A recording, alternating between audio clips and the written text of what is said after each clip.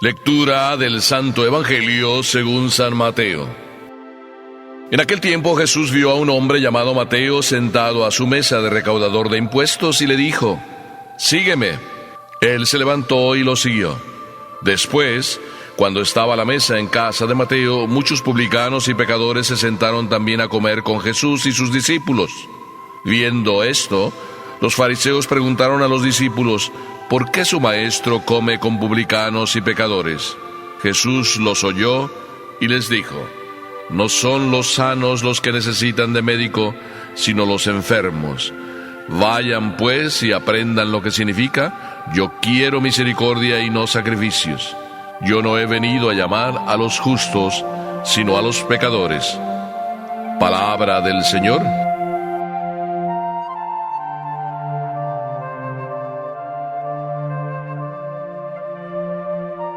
Nadie es perfecto sino solo Dios. Creo que te acuerdas que esta frase es muy evangélica: nadie es perfecto sino solo Dios. Sin embargo, cuando yo era un poco más joven, no es que ahora no lo sea, sino cuando era un poco más joven y estaba encargado de un colegio, un buen día se me presenta uno de los niños y me dice: padre, estuve en la capilla, estuve rezando, ¿y sabe qué he descubierto? Estaba leyendo el Evangelio y meditando, y llegué a aquel capítulo y aquel pasaje donde dice: nadie es perfecto sino solo Dios. ¿Y qué verdad es eso? Le dije: oye, Fernando, has hecho un descubrimiento maravilloso. Pero después de que él me dijo: nadie es perfecto sino solo Dios, repitiéndome la frase del Evangelio, me dice otra que todavía es como más simpática si lo quieres mirar así. Porque me dice: padre, pero no va a creerlo, me he dado cuenta sí que solo Dios es perfecto, pero yo me le acerco un poquito. Ay, Fernando, le dije, deberías haberle dicho a tu mami que te cambiara de nombre y te pusiera otro. Deberías llamarte Modesto y probablemente también cambiarte el apellido y apellidarte Sencillo. Nadie es perfecto sino solo Dios. Pero es verdad que debemos tener a Dios como modelo, para entonces nosotros llegar a esa perfección. Y el Evangelio de hoy nos revela de alguna manera el camino, en el sentido que empieza el Evangelio a contarnos la historia de Mateo. Hoy estamos celebrando la fiesta de San Mateo, y nos revela la historia de Mateo porque Jesús pasaba por ahí. Así nos dice el Evangelio, como no queriendo, pasaba por ahí. Y es que en la vida de cada uno de nosotros también acontece lo mismo. Jesús como que pasa ahí al lado, como que no quiere, y mientras pasa deja una huella. Así en la vida de Mateo pasó. ¿Cuál es la huella que dejó Jesús en Mateo? Lo miró, lo vio. Y cuando Papá Dios pone el ojo en alguien, ahí pone la bala. Para decirlo con términos muy nuestros, donde pone el ojo, pone la bala. Así es de que, eligiendo a Mateo, mirándolo muy bien, echándole el ojo, entonces Mateo se sintió conquistado, se sintió flechado, vamos a decirlo así, y se levantó y rápidamente lo siguió. Cuando tú te sientes flechado, o cuando sientes que el Señor te llama, o cuando oyes que la puerta de tu alma es tocada, y como que a lo mejor te entra miedo porque sientes que Dios puede ser el que esté tocando y te da miedo abrir la puerta así porque quién sabe qué pasará. Bueno, tú sabes que pasará un compromiso y no la abres. Hijo mío, te estás perdiendo una grande oportunidad de que el Señor llegue y entre y se ponga a cenar contigo, se ponga a comer contigo como hizo Mateo. ¿No quieres ser huésped del gran rey? A mí me encanta cada mañana venir a la celebración de la Eucaristía para otra vez recibir como huésped de honor a mi Maestro, a mi Señor, a mi Creador, a mi Dios. Sin embargo, cuando Mateo estaba ahí, y con Jesús también con los discípulos, también vinieron, puesto que Mateo era un hombre público, un hombre que tenía relaciones, pues vinieron otros muchos publicanos a estar con Mateo. Y dice el Evangelio que también vinieron pecadores. Así de que se sentaron a la mesa con Jesús. Y aquí está el secreto, aquí está el secreto de aprender a ser perfectos como el modelo que es Papá Dios y como su Hijo Jesucristo que vino como encarnado para que nos fuera más visible la perfección que Dios quiere que logremos. Ahí está ya el que se cree perfecto. Ahí está ya el que no tiene nada que aprender, el fariseo. El que se las da y aparenta ser perfecto.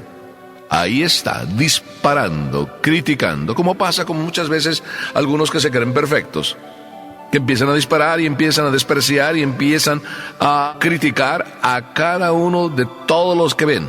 Así eran los fariseos. Por tanto, no se le acercaron a Jesús, sino que criticaron su bondad y la criticaron haciéndose escuchar por los discípulos. Dirigieron la palabra a los discípulos. Y Jesús, al ver y escuchar esa crítica, no se quedó callado. Y no se quedó callado porque quiere enseñarnos a ti y a mí el camino de la perfección, que no es el de la crítica, no es el del chisme, no es el de la difamación, porque pues con eso lo único que haces es dañarte tú y probablemente dañar a otros que se dejan dañar. Pero en el caso de Jesús responde y dice: no tienen necesidad de médico los sanos. Lo digo lentamente, como para que palabra por palabra vaya cayendo en tu corazón. ¿Tú eres de los que se sienten sanos? ¿De los que no necesitan curación? ¿De los que nunca quieren estar en el hospital? ¿De los que nunca quieren pasar por los pits? ¿De los que nunca quieren pasar por el confesionario? ¿De los que nunca dicen que necesitan sanación porque sanos son? Si tú eres uno de esos, entonces probablemente ya estás en el puesto de los fariseos y no te estás acercando a lo que Jesús quiere, parecerte a Él por el lado del enfermo. Y digo parecerte a Él por el lado del enfermo porque es al enfermo al que Dios viene. Acuérdate, es la oveja número 100. Y a mí me encanta ser la oveja número 100, porque me encanta sentirme querido, me encanta sentirme amado, me encanta sentirme protegido, me encanta sentirme en la ternura y en el regazo de Papá Dios.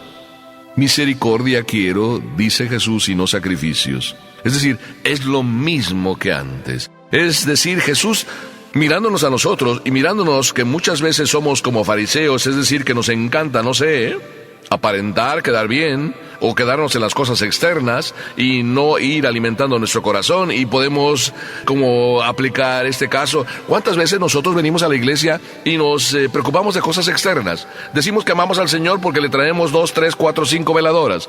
Decimos que amamos al Señor o a la Santísima Virgen porque le traemos un ramo de flores.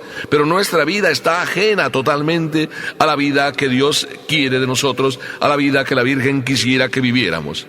Por eso muchas veces la Virgen nos repite: hagan lo que les dice. Es decir, no se dediquen a las cosas externas, no se dediquen a las apariencias, no se dediquen a la vanidad. Misericordia y no sacrificios. Misericordia. ¿Qué significa misericordia en términos nuestros, para que nos entendamos y para que logremos esa perfección que Dios quiere de nosotros? Misericordia significa que tienes un corazón capaz de compadecerse, capaz de sentir con Papá Dios, capaz de vivir las miserias humanas, las necesidades humanas, tus propias miserias, tu pecado, tus infidelidades, tus derrotas, tus fracasos, y vivirlos para sentirte y buscar la sanación de Papá Dios.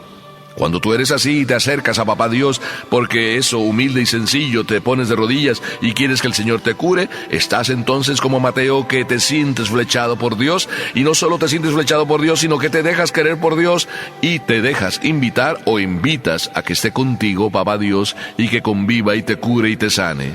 Hermoso es el ejemplo de Jesús. Porque el mayor sacrificio, realmente, si lo miramos bien, lo que más nos cuesta no es andar trayendo flores, que está muy bien, no es andar trayendo veladoras, que también está muy bien, sino que sobre todo la caridad, la compasión, el amor, la ternura hacia nuestros hermanos. Qué hermoso es vivir todos como hermanos. Entonces sí que podemos parecernos a Dios. Entonces aquí el cuento, la historia real de este Fernando, alumno mío, vale también. Porque si tú lees en el Evangelio que nadie es perfecto sino solo Dios, y te atreves a tener misericordia más que andar trayendo este tipo de sacrificios, entonces ya te le acercas un poquito a Papá Dios. Así de que voy a pedir y pidamos todos para que nos acerquemos un poquitito más a Papá Dios. Amén.